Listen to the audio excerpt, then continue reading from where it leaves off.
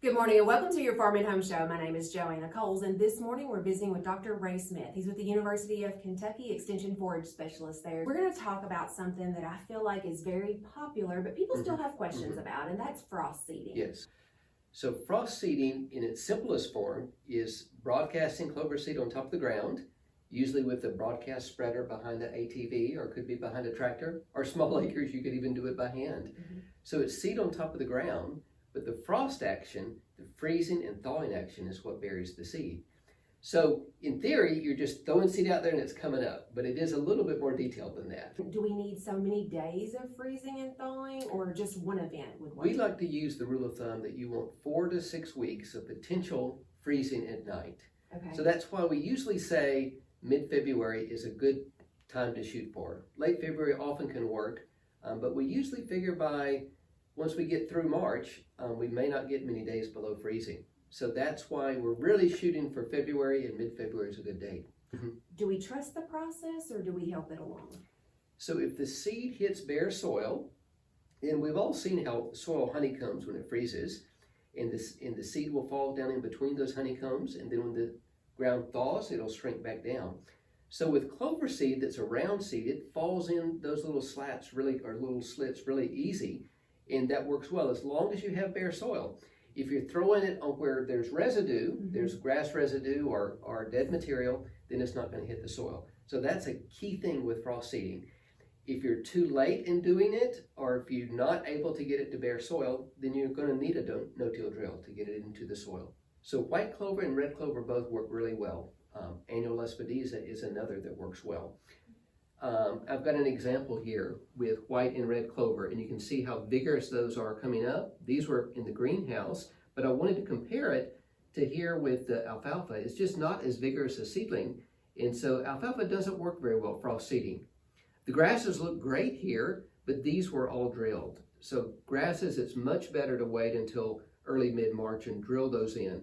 Since they're light and fluffy, they kind of stay on top of the honeycomb ground. They're not buried as well. So I say you have a 50-50 chance of getting success with frost seeding grasses.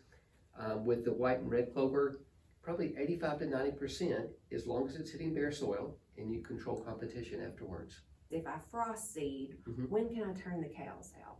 So a couple of things there. First of all, a good rule of thumb is to graze either late fall or before you frost seed, so you get the residue off, so you get it down to bare soil.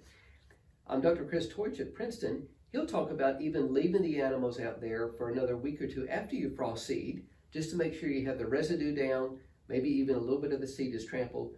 But then you want to leave them off really until usually late March, early April. The rule of thumb is that when the grass gets up above the clover and you're looking down on top and you can't see the clover, then the clover is starting to be shaded. So often that would be early to mid-April. And so then a quick grazing to take the top of the grass off so the clover has a chance to grow. And then you can start moving back, you get into May and June into more of a regular rotation. Just keeping in mind that if we have really wet conditions, the clover seed's fairly small. So you want to protect it during those first few months. So it's a little bit more management. You have to really watch that. Getting the residue down, grazing close beforehand, getting the seed there, managing afterwards. Exactly right. So if you follow this process, as we've got a new publication on frost seeding clover that gives some of those good rules of thumb. Absolutely. And clover can improve the quality as well as fix some nitrogen in Exactly. Yeah. With clover, there's in the root system of clover, there's nodules. That's when we inoculate clover seed or we buy it pre-inoculated. And it's taking nitrogen from the air and in those nodules on the roots, fixing it into a fertilizer form that the plants can use. So with white clover, we can get up to 150 pounds of free nitrogen from the air into the soil, into the clover, into the adjoining grasses. Red clover, we can go 200 or more pounds per acre of nitrogen from having it there. So well worth doing. Another thing that we're just realizing through some of the USDA research at Lexington, the ARS lab there, red clover has compounds that have the ability to counteract some of the effects of fescue toxicity. So that has an added benefit of red clover. Thanks for watching and have a great day.